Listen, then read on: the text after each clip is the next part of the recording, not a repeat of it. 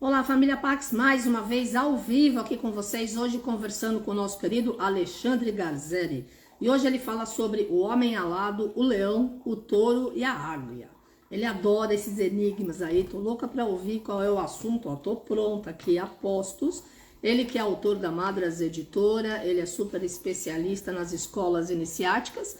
E boa tarde a todos vocês aí que estão com a gente e vamos dar boas nesta tarde quente, graças a Deus, está marcando 28 graus, mas já chegou a 31 hoje aqui em São Paulo, parecendo que a primavera está chegando. E aí, Ale, tudo bom? Oi, Bem-vindo. Carmen, tudo bem? Como é que você está? Tranquilo? Altura aqui, tudo jóia? Está excelente, está Oh, perfeito. boa tarde para você, boa tarde para todos os amigos e amigas da Pax.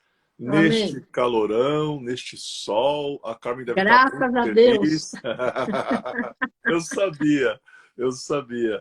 Mas isso que é bom, né, Carmen? Você é mais assim do calor, eu já sou mais assim das montanhas, o frio. Mas o bacana é que a gente precisa de todo mundo, né? É Então, lógico, né? É com certeza, lógico. com Não, certeza. Que bom. montanha eu adoro. Frio de montanha fora do Brasil é bom porque é um frio seco, você não sente. O É problema do verdade. Brasil, o problema não, a solução do Brasil é que é um país tropical. Como tem umidade, tudo a gente sente muito. Tanto o calor, as pessoas suam muito, Sim, quanto sim. no frio, sente muito mais frio, né? É, com certeza, nós que estamos próximos de serras, é aquele frio úmido. É diferente, por exemplo, de um frio de Campos do Jordão, que ele é seco, Sim, né? é, Então é mais exato. agradável. Mas, enfim, abençoados sejam todos os climas, né? Com certeza. Amém. Principalmente o calor, tô feliz. E- Agora parece que a primavera tá dando o ar da graça. Tomara que É ela verdade. continue, não vai embora.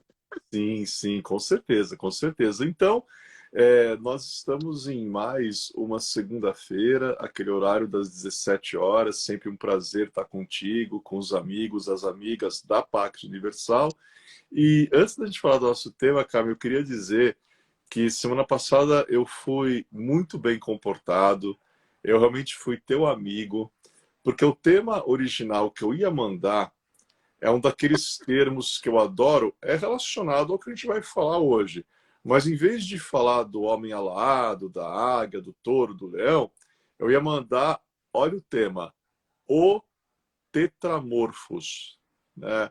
Aí eu falei, gente do céu, eu Ainda vou ser bem que você comportado, mudou. eu mudei.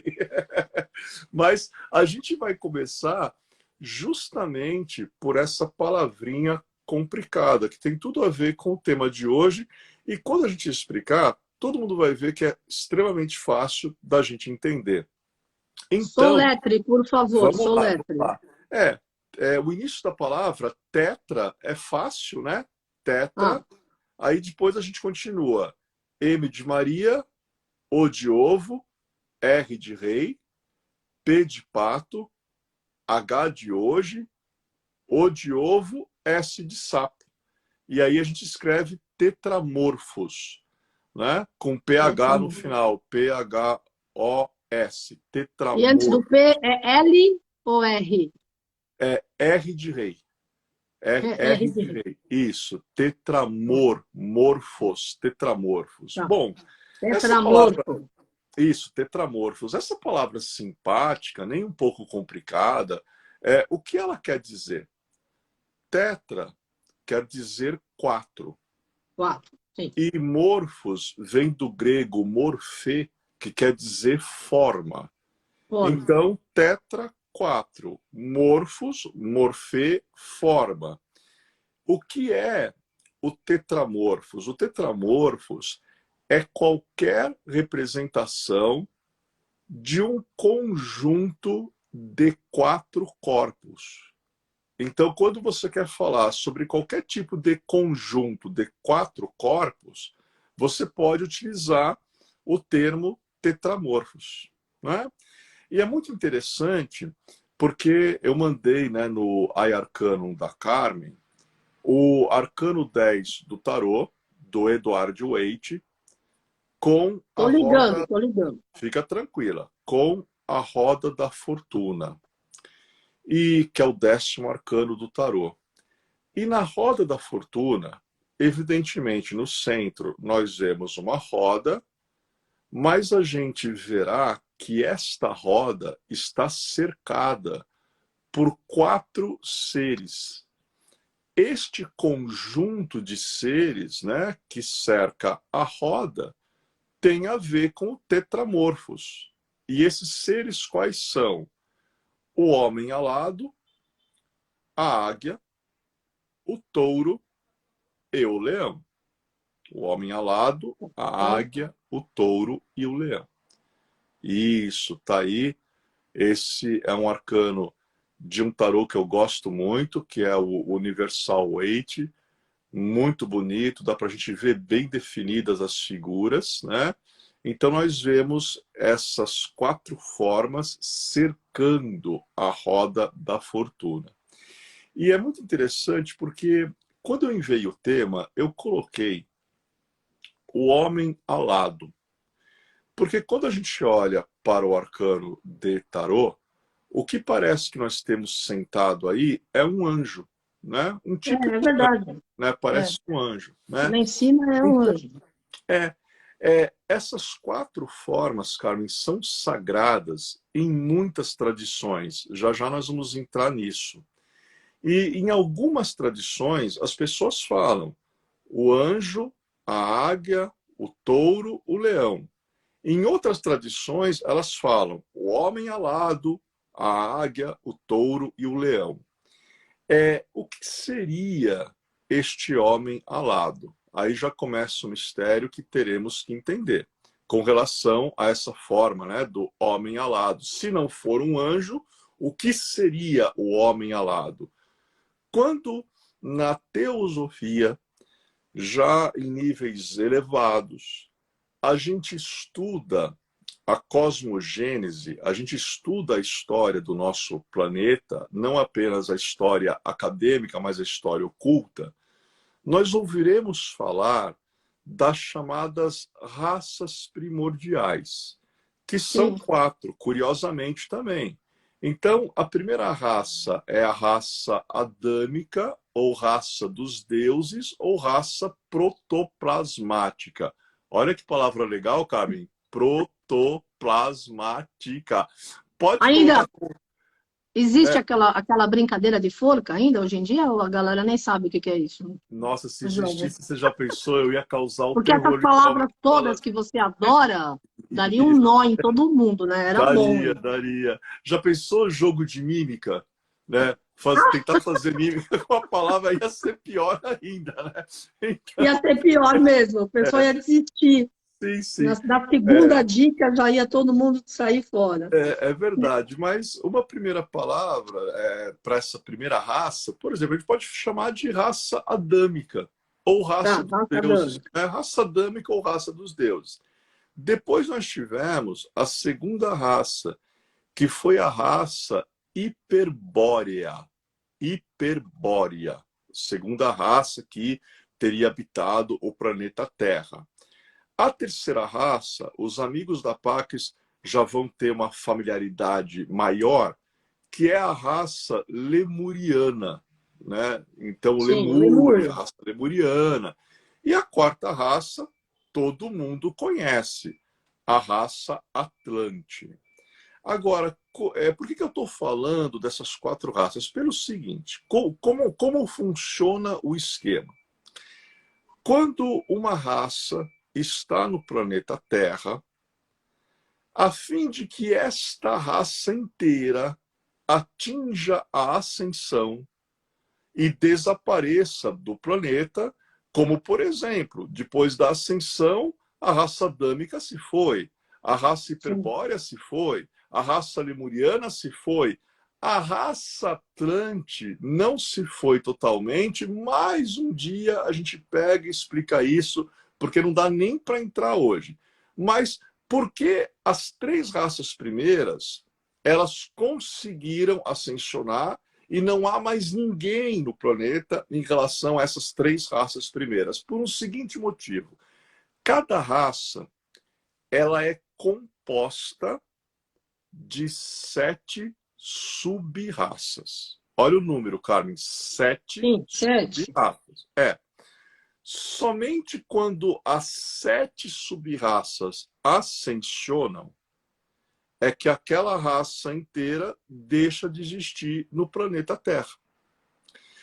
E eu estou comentando isso porque no meio dessas 7 sub-raças relativas à raça adâmica, no meio das 7 sub-raças relativa à raça dos hiperbóreos, no meio das 7 sub-raças relativa à raça lemuriana, é citada uma sub-raça na qual as pessoas eram aladas. E aí pode estar o mistério do homem alado. Ah, Tanto que quem segue essa teoria fala, os omoplatas que nós temos são um sinal de que outrora, já que a gente descende dessa ancestralidade primordial, sim. outrora podem ter havido asas aqui. Nova. Não que eram anjos. Anjos é um outro setor. Sim, Existe claro. um reino angelical, uma hierarquia angelical. Anjos, eles não são humanos. Agora, nós estamos falando de uma sub-raça que pode ter havido na Terra, encarnada, manifestada, aonde haviam asas. E aí é o mistério do tal do homem alado, né? Então, isso é bem interessante, só uma explicação, um adendo que eu queria fazer. Agora, é Muito legal. interessante o seguinte, na arte cristã, então aí já vamos para um aspecto cristão, seja o aspecto cristão mais das massas, esotérico com X, ou o aspecto cristão esotérico, gnóstico, oculto com S, na arte cristã, o tetramorfo ele se refere à forma de descrever os 4 evangelistas. Olha, Então, cada um dos evangelistas é associado a uma destas formas. Então, um evangelista é associado ao homem alado, o outro é associado à águia, o outro ao touro e o outro o leão. Só que estes animais não vão aparecer apenas, né, simbolizando os evangelistas no Novo Testamento. Porque lá no Antigo Testamento, alguém já havia falado do tetramorfo. Quem? O quem? profeta Ezequiel. Ezequiel. Que é muito interessante, que tem uma relação com o nosso querido e bem-amado mestre ascensionado Saint Germain. Também, sim. Então, é interessante que Ezequiel, no capítulo 1, versículo 10 do texto de Ezequiel, do livro de Ezequiel, eu vou até pegar aqui, cara, eu estou aqui do lado, porque hoje está aparecendo aqui, nossa, os arquivos do Vaticano, aqui cheio de livro, de folha, de anotação para tudo quanto é lado. Então é interessante porque Ezequiel, no capítulo 1, versículo 10, olha o que Ezequiel ele fala. Né? Ele fala o seguinte, pegar aqui, né? Quanto às suas faces, é uma visão que ele está tendo, quanto às suas faces, tinham forma semelhante à de um homem, mas os 4 apresentavam face de leão do lado direito e todos os 4 apresentavam face de touro do lado esquerdo. Ademais, todos os 4 tinham face de águia. As suas asas abriam-se para cima. Cada qual tinha 2 asas que se tocavam e 2 que cobriam o corpo. Todos moviam-se diretamente para a frente, seguindo a direção em que o Espírito os conduzia. Enquanto se moviam, nunca se voltavam para o lado. No meio dos animais, havia algo como brasas ardentes, com a aparência de tochas, que se movia por entre os animais. O fogo era brilhante e do fogo saíam relâmpagos. Os animais iam e vinham à semelhança de um relâmpago. Então, Olha, Ezequiel ele está tendo uma visão, aonde ele vê o homem alado, ele vê a águia, ele vê o touro, ele vê o leão, só que no centro ele vê um grande esplendor. Então, é um dos primeiros que ele cita o tetramorfo, mas ele não está sozinho, porque no Apocalipse de São João, essa visão vai voltar.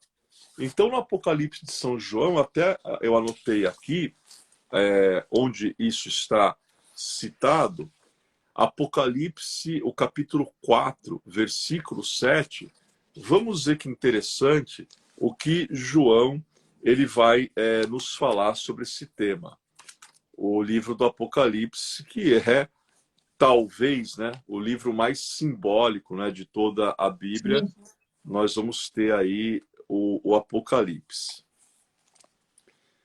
Então vamos lá aqui, né, onde a gente foi, onde nós falamos, né, procurar aqui, capítulo 4, depois todos os amigos vão anotar, podem ver em casa, né, e vamos aqui. Deixa eu ver o ponto que eu quero pegar, o tetramorfo. Começa aqui, deixa eu pegar, versículo 6, 6, 7. À frente do trono havia como um mar vítreo semelhante ao cristal. No meio do trono e ao seu redor estavam 4 seres vivos, cheios de olhos pela frente e por trás. O primeiro ser vivo é semelhante a um leão, o segundo ser vivo a um touro, o terceiro tem a face como de um homem, o quarto ser vivo é semelhante a uma águia em voo.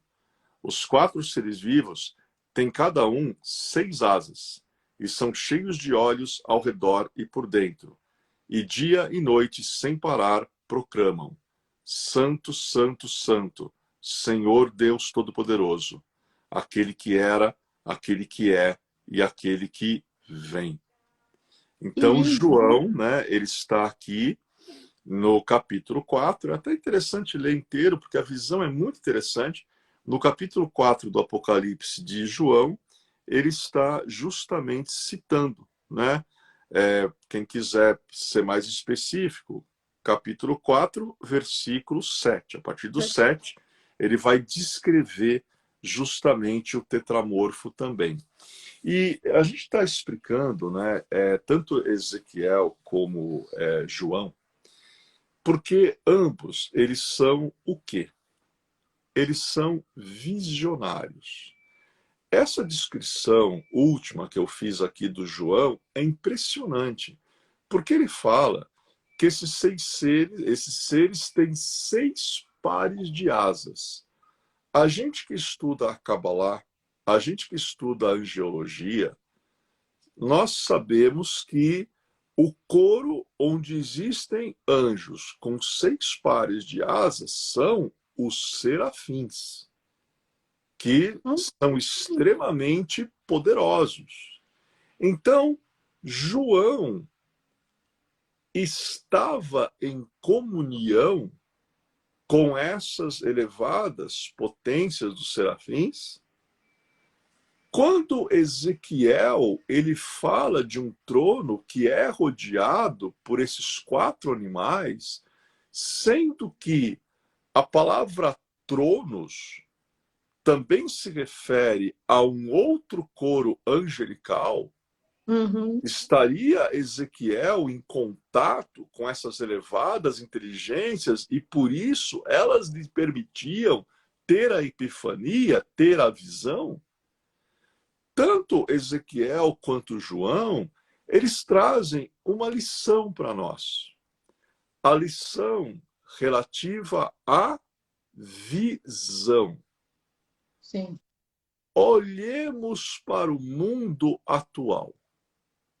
Para quem não percebeu, o mundo atual está, parece que, gritando sinais todos os dias. Agora, o problema é que parece que a humanidade perdeu a capacidade de ver. A humanidade hoje só enxerga. Enxergar é uma coisa, ver é outra. Sim. E eles olhavam, Ezequiel olhava, João fala, e eu vi saído do céu Ezequiel, os outros profetas, né? Porque um grande sinal me foi mostrado no céu. O que vem acontecendo nesse mundo de alguns anos para cá, por exemplo, com relação aos sinais dos céus. O que aconteceu na semana passada nos céus do sul do Brasil? Pode ser que nós não tenhamos resposta para o que são aquelas luzes ainda, mas nós devemos estar atentos. Claro, Nós devemos ver, não no sentido apenas de enxergar, mas de tentar compreender o que está claro, por detrás daquele sinal. Então, claro. isso é muito interessante, né? Então, a gente vê aí. Agora, tem uma coisa também que as pessoas desconhecem. Ezequiel era um profeta, correto. Mas no que Ezequiel também ele se baseava para escrever as suas visões. Quando a gente vê filmes, Carmen, até pessoas que leem a Bíblia, às vezes as pessoas pensam que o profeta ele era muito ligado unicamente àquele povo israelita. Não, Sim, eles viajavam muito, eles conheciam outros povos. E Ezequiel ele tinha uma certa erudição. Por exemplo, pouca gente sabe que Ezequiel viveu um tempo na Babilônia. E a época em que Ezequiel estava na Babilônia, claro que ele se interessou pela arte assíria. Ezequiel tinha conhecimento, por exemplo, que no Egito falavam das esfinges, que tem sim, corpo de leão, né? A esfinge é o próprio tetramorfo, né? Porque ela reúne as quatro tudo. formas. O É leão, verdade. o touro, a águia, o homem, né? Ela reúne. Sim. Na Babilônia, haviam os touros alados. Então, né, as pessoas lá, dentro dessa cultura na Babilônia, haviam os touros alados. E na cultura grega, haviam as arpias. Né? Plural, arpia, singular, arpia, Já vou plural, ligar de novo. arpias. É isso, liga de novo. E aí eu mandei para você, Carmen, a arpia, eu mandei a arpia mitológica Sim, e eu eu vi. mandei a arpia, no caso, o Real. animal, a arpia, que quando a Carmen for mostrar o tamanho que esse animal tem, se abrir Não, é as asas, incrível. se abrir as Aonde asas, mora? Vou precisar ver um. se abrir as asas é maior que um homem, né? Porque com as Qual, asas fechadas, pode falar, qual, pode falar. qual dos dois você quer primeiro? A mitológica, na grega, né? A primeira é a mitológica. Então, isso é uma arpia, presente na mitologia grega, em outras também, né? E muitas são guardiãs de tesouros ocultos, elas são muito dignas, terríveis, não suportam iniquidade, né? Na mitologia é bem interessante. E depois tem um animal, né? Real. Olha o Olha o tamanho. tamanho, gente. Dá uma olhada. Olha o tamanho dessa ave. E o pesquisador do lado até fica pequeno, né? É. Fica... Se abrir as Mas asas, aonde mora? Aonde mora a arpia? Que país será que é isso?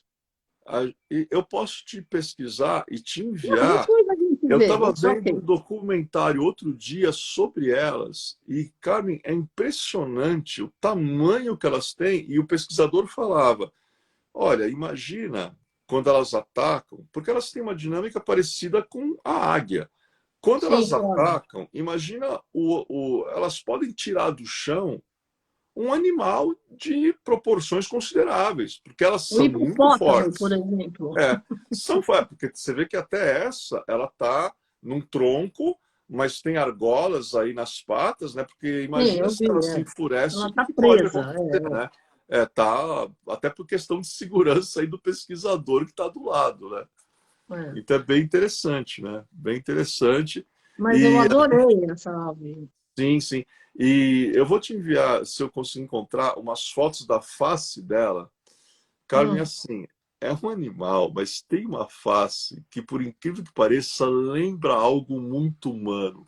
Então, a frase que eu falo sempre aqui, como a gente desconhece o nosso planeta. A gente não conhece tudo que tem aí para ser visto. Aliás, eu acho que a gente conhece muito pouco, né? Porque É, o planeta sempre nos surpreende, né?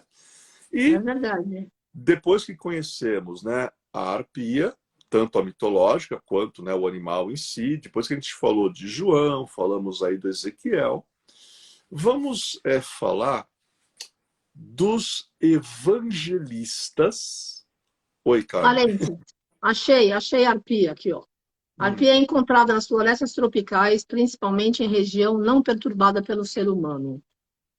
Desde o sul do México até a Bolívia, extremo norte da Argentina, em quase todo o Brasil, onde é hum, normalmente encontrada em florestas densas, como a Amazônia e na Mata Atlântica. sim. Bom, Tem que bom que arpia elas no Brasil. têm, que bom que elas Olha o ficam em tamanho dessa regiões que ave. são incomodadas, né? Que bom que ficam em Pois regiões é. de difícil acesso para não incomodarem, porque infelizmente a gente sabe, né, que às vezes o gênero humano, Carmen, ainda não sabe tratar direito certos bichinhos, né? Então é bom que deixe eles quietos no canto onde eles estão, né? É melhor, né? Misericórdia. Então, com relação aos evangelistas, a gente vai entender agora, cada um deles, qual é o animal que representa aquele evangelho específico e por quê. Nós vamos começar por Mateus. Mateus Mateus, é isso, Mateus. Anota aí. Enquanto você anota, eu vou aproveitar, deixa eu tomar minha aguinha, vai lá. né? Olá, Porque eu família sei. Pax. A arpia tem só 50 mil arpias no mundo inteiro. Amanhã eu estou aqui às 5 da tarde conversando com a querida Iris Poffo, ela que é psicóloga, psicoterapeuta, bióloga, vai estar falando sobre aconchego espiritual a tutores de pets. Ela está com a gente na história da Pax há mais de 30 anos, então todo mundo aí prestigiando amanhã, tudo de bom. Então E, vamos lá. e parabéns para você, Carmen, porque a Carmen já fez a pesquisa em segundos, Ah, né? eu Quantas. sou rápida, eu sou Alice com Sagitário. Isso porque o meu computador, ele tá dando um negócio meio estranho aqui. Ele demora às vezes. Agora foi rápido, graças a Deus. É porque Que tinha que bom. ser, por isso que eu já passei a informação. Foi na Bom, tô lá, velocidade de uma Matheus. arpia em voo. Foi na velocidade da arpia em voo, com certeza. Mas, ó, eu adorei que ela mora no Brasil também, só que ela fica na copa das árvores, em lugar onde não tem ser humano. Sim, com certeza, né? Mateus. Matheus, Mateus é qual é o representar animal ligado? homem alado. Homem Homem alado alado. é o Evangelho de Mateus, o evangelista é representado pelo homem alado barra anjo. Porque eu expliquei, em algumas tradições falam que é um anjo. Eu, partidário da teoria o homem alado, por causa da teoria das raças que eu expliquei. Anjos são outros tipos de seres, né? Tá. Agora, por que o Evangelho de Mateus é associado a essa face humana alada? Porque nesse Evangelho a gente vai ter maior número de dados sobre a Uhum. humanidade de Ah, Cristo. Então, Mateus é aquele que fala mais sobre a humanidade de Cristo. E, além dele falar dos aspectos humanos, né, de Jesus, ele também vai abordar a genealogia de Jesus, que pode parecer um assunto fácil, mas não é. não, Na lógico que não. verdade, as pessoas conhecem muito pouco da descendência de Jesus, a linhagem até chegar nele, e as pessoas conhecem menos ainda, porque de propósito nos foi ocultado a linhagem após a passagem dele aqui na Terra. E em Mateus, se você souber decifrar, você consegue encontrar cada coisa que você fala, realmente ampliou a minha visão mental. Então, esses aspectos da humanidade de Legal. Jesus, da genealogia de Jesus, é Mateus que vai abordar. Mas isso daí porque Mateus é representado pelo homem alado. Agora, Marcos. Marcos, o evangelho é representado pelo leão. Pelo leão. Sim. Agora, por quê? Porque o evangelho de Marcos, ele enfatiza a majestade do Cristo e sua dignidade real. Nós sabemos que o leão, né, é o rei dos animais. É o rei da floresta. Então, como Marcos tem a ver com a majestade do Cristo, daí o porquê leão é associado a esse evangelho, mas também a sua dignidade real. Porque Jesus, o Cristo, ele é descendente de Davi e de Salomão. Então, corre nas veias dele o sangreal, o sangue real, digno, nobre, né? Imagina, você ter uma descendência, Carmen, de Davi, de Salomão, isso é algo extremamente sério, né? Especial, né? Muito. Agora, tem um detalhe que pouca gente se liga do porquê o Evangelho de Marcos estar associado a um leão. Perguntinha, Carmen, você sabe como começa o Evangelho de Marcos? O que citam o Evangelho de Marcos? Citam João Batista, que brada no deserto como um leão, porque ele pregava nos desertos também, anunciando a vinda do Messias. Então, como Batista bradava fortemente, comparam o Batista a um leão rugindo no deserto, né? Até o Evangelho segundo São Marcos, ele começa assim: pregação de João Batista, princípio do Evangelho de Jesus Cristo, Filho de Deus, conforme está escrito no profeta Isaías. E aí aproveita, já cita um outro profeta, né? Olha o que é dito aqui no início do Evangelho aqui do Marcos. Eis que eu envio o meu mensageiro diante de ti, a fim de preparar o teu caminho. Voz do que clama no deserto, preparas o caminho do Senhor, tornai retas suas veredas.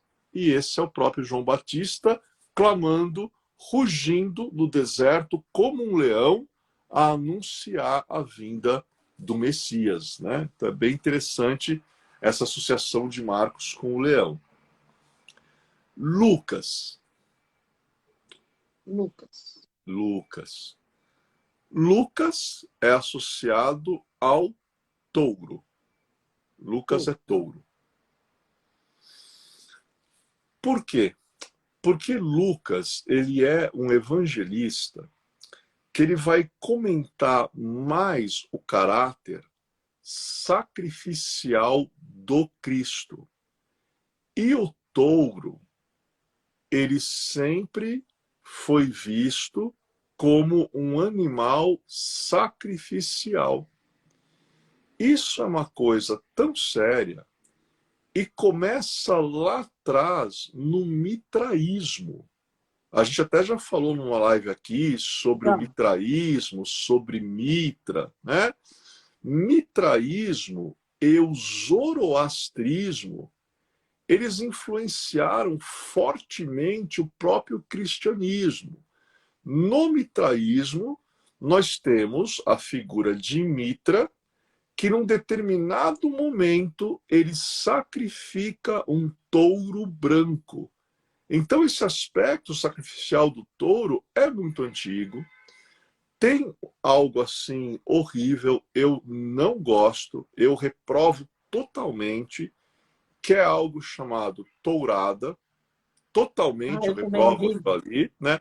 Mas é muito interessante quando você analisa o folclore, quando você analisa a história da tourada, você vai acabar caindo nessas coisas muito antigas, né? Então é muito interessante, até na mitologia grega, existe aquela história do Minotauro, que ele é sacrificado por Teseu.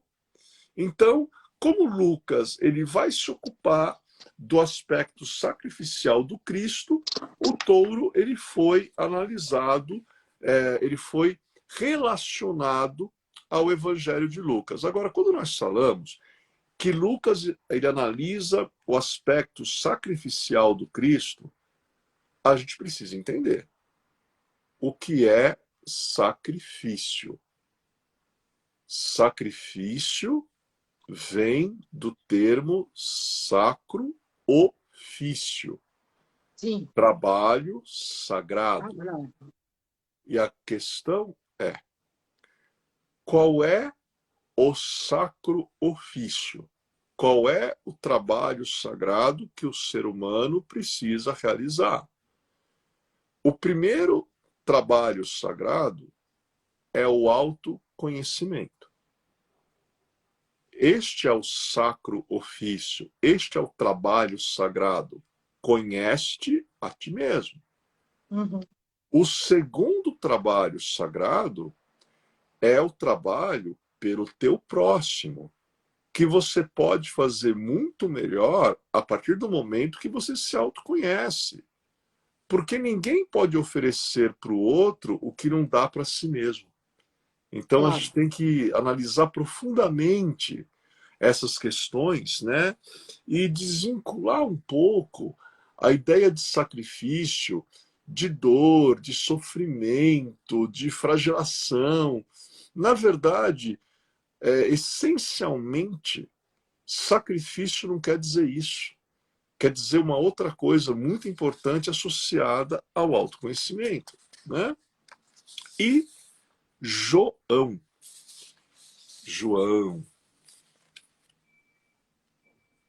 João é interessante porque João é a águia. É o último animal que faltava. João é a águia. Por que João é a águia? João, primeiro ponto, ele vai falar sobre a encarnação do Logos divino na Terra. Porque Jesus, o Cristo, ele representava a própria manifestação do Logos de Deus na Terra. Segundo aspecto é que João ele fala sobre aquilo que veio de cima. João ele é místico. João ele é muito gnóstico. João ele fala das coisas superiores, as coisas que estão no alto, as coisas que vêm do alto, ou as coisas que voam alto como uma águia. Daí o porquê a águia é associada a João. E é muito interessante porque João Evangelista, ele recebeu um título, ele era chamado de a Águia de Patmos. Então, é um título que ele tinha, a Águia de Patmos, um título dado a João Evangelista. É muito interessante, Carmen, porque a águia, nós sabemos que ela é um animal sagrado em diversas épocas, eras, para diversos povos, até hoje. Quem tem uma mínima noção de xamanismo sabe como a águia é importante nesse contexto xamânico. No Egito Antigo, a figura de Ísis alada com asas de águia. Então as referências estão em todos os lugares. A águia é um símbolo de elevação. Sim. Um símbolo de elevação. É muito interessante que no Apocalipse de São João, capítulo 12, João ele tem uma visão aonde ele fala: eu vi uma mulher vestida de sol. Ela era coroada por 12 estrelas, pisava sobre a lua, e a ela foram dadas 2 asas de águia, para voar para o deserto e fugir do dragão. O que João ele está falando? João está descrevendo o terceiro arcano maior do tarô, a Imperatriz. Se você pega e lê esse capítulo 12 do Apocalipse de João com o arcano 3 do lado, você vai cair de costas. Não, ele está descrevendo inteiramente o arcano. E é muito curioso, né, Carmen? Porque capítulo 12, se eu somo 1 mais 2, eu tenho o 3. Qual é o número do arcano da Imperatriz? 3. 3. Quantos capítulos tem o Apocalipse de São João? 22. Quantos são os arcanos maiores do tarô? 22. Então é muito interessante essas relações. Legal essa analogia. Né? É muito legal. E a águia, ela é um símbolo de elevação. Né? É muito interessante porque a Imperatriz, né, no arcano, ela cobre o ventre dela com as asas da águia. Por quê? Porque ela está grávida. E é muito interessante que a gente comece a entender essa nossa região do plexo solar, onde existe o chakra do plexo solar, que é um chakra que tem que ser muito bem cuidado por todos Sim. nós. Por isso que a Imperatriz ela cobre o ventre dela com asas da águia. E talvez para a gente entender a importância do chakra do plexo solar está na oração da Ave Maria. Quando a gente fala, bendito seja o fruto do vosso ventre. Então tem um mistério, Carmen, atrás disso, ligado ao chakra do plexo solar, que o povo não imagina. Cabe a nós, com o equilíbrio deste chakra, gerarmos em nós a criança da promessa, a criança divina. Então, um dia a gente vai pegar e comentar isso com calma aqui, bem devagarzinho, para as pessoas entenderem. Né? João, este evangelho, dentro das sociedades secretas que seguem um cristianismo gnóstico mais esotérico, nós temos altares. Sempre a Bíblia, em algumas expressões do martinismo, em algumas expressões dos templários, nos rituais, a Bíblia fica aberta no Evangelho de João. Por quê? Dos 4, é o mais gnóstico de todos os evangelhos. Tem a ver com aquilo que vem do alto, Sim. tal e qual uma águia. Né? É muito curioso também, Carmen, que a palavra Kabbalah quer dizer tradição ou aquilo que vem do alto. Então, olha quantas relações legais com o evangelho aí de São João, o mais gnóstico de todos. Né? Tem uma outra interpretação. Bom, já colocamos aí os 4 animais, cada um em um evangelho. Mas tem uma ligação desses 4 animais com os 4 evangelhos, com os 4 verbos fundamentais do ocultismo. Quais são esses 4 verbos? Fora de ordem, como em livros de grandes ocultistas como Eliphas Levi e como Papi, eles falam saber, querer, ousar e calar. Mas, de propósito, esses ocultistas deixaram esses verbos fora de ordem. Então, eles falam saber, querer, ousar e calar. Agora, a gente vai colocar os verbos na ordem correta. O primeiro verbo não é o saber. O primeiro verbo é o calar. É o primeiro. O segundo verbo é o saber. Primeiro calar, segundo saber. O terceiro é o querer. E o quarto é o ousar. Por que a sequência se dá desta maneira? Não adianta eu tentar iniciar pela sabedoria, eu tentar iniciar almejando compreender algo, no barulho, no ritmo frenético, na gritaria, nessa loucura de vida. Não. Para tudo. Primeira coisa, silêncio. Calar. Quando você silencia, quando você freia tuas paixões, aí você começa a elevar tua consciência, que começa a receber sabedoria que vem do alto. Porque sabedoria é uma coisa, conhecimento é outra. Sim. Informação, conhecimento, não é sabedoria.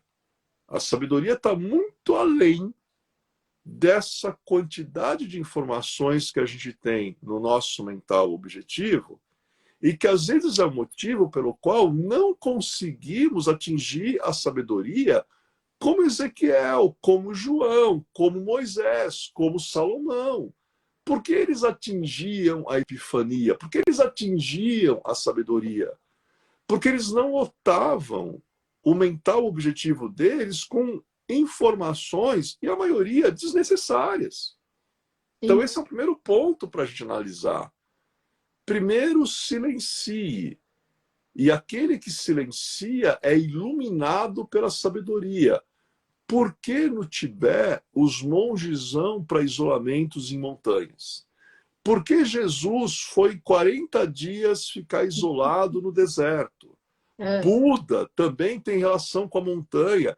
A gente precisa começar a entender o que essas coisas querem dizer. Claro. Então, silencia, daí vem a sabedoria. Quando nós temos a sabedoria, aí podemos querer. Ou seja, querer é relacionado à vontade.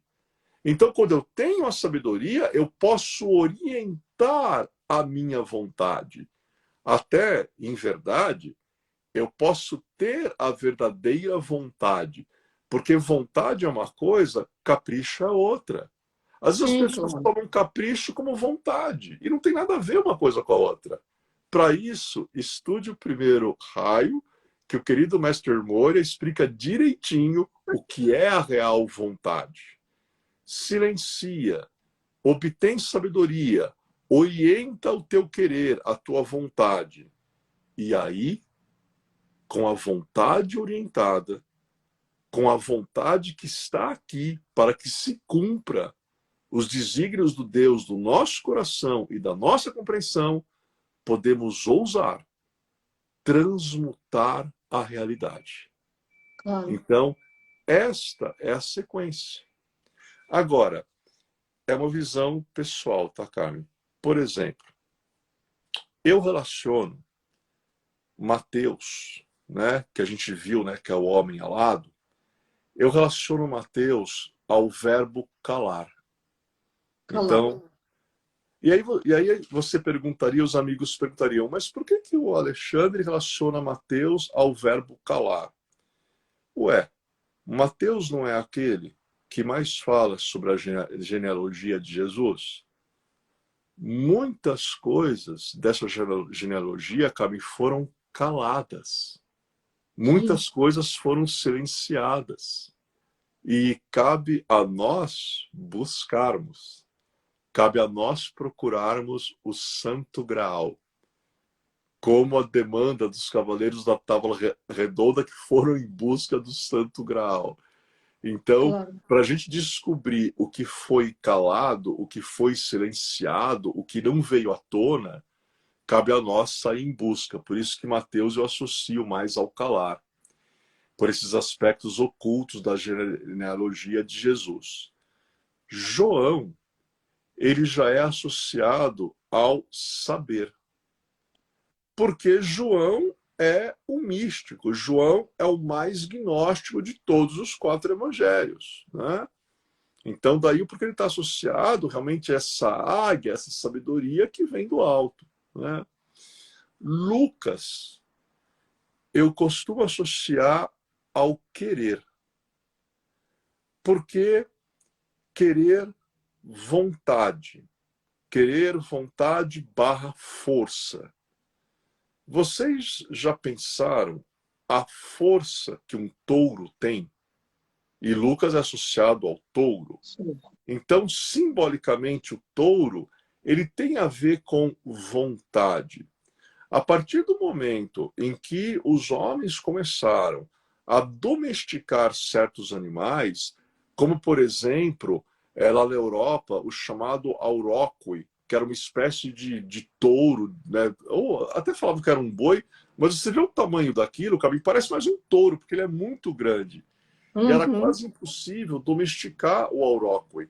Mas quando conseguiram, vai começar o quê? Lavoura, semeadura, porque usavam toda aquela força, aquela tração, e isso facilitou o trabalho do gênero humano, né? Essa Sim. parceria, né?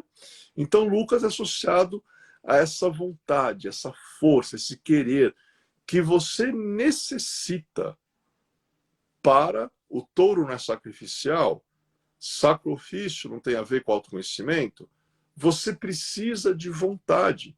Sem uma vontade muito firme, não é possível o autoconhecimento. Porque é Sim. engraçado, cara, tem gente que acha que autoconhecimento e espiritualidade são coisas tranquilas, né?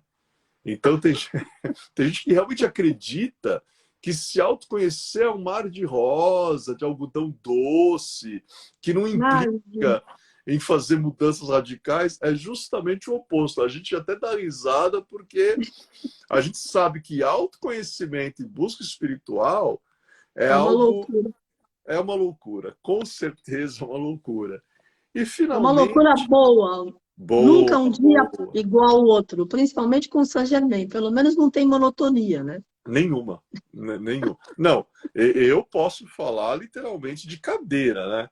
Desde que eu te conheço, meu Deus, eu falo, gente, né? Quem convive com a Karen, monotonia, você pode esquecer, porque não vai ter um segundo de monotonia, com Ah, certeza. mas é bom, é bom. É bom, é bom. A vida é movimento, a gente está criando, estamos Isso. inovando, estamos tentando fazer o melhor aí.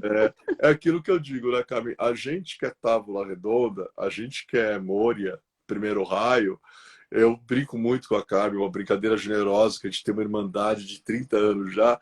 Às vezes eu falo para ela, Carmen, calma, eu tô correndo atrás de você, mas não se esquece que a gente na Távola usa armadura, então a gente vai se movimentando bem, né? Demora um pouquinho mais, Demora um é. pouquinho mais, né? E finalmente, Marcos, eu relaciono ao ousar, né? Ousar, Marcos é muito bom. ligado ao ousar, porque Marcos ele tem esse aspecto do ser o Cristo, né? Então a É, gente vai encontrar Marcos mais nesse sentido do ser o Cristo, é, essa majestade do Cristo, essa dignidade do Cristo. Nossa, mas olha, o que você quis dizer com ser o Cristo? Gente, eu quis dizer uma coisa muito simples.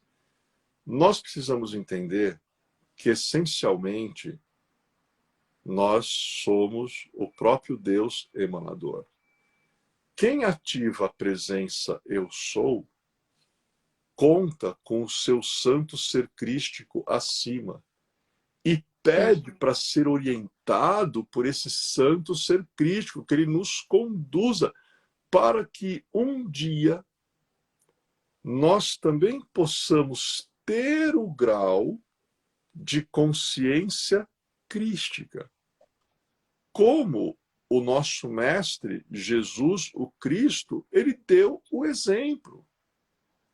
Na gnose, no cristianismo esotérico, nós não costumamos falar direto Jesus Cristo. Nós falamos Jesus, o Ô, Cristo. Cristo.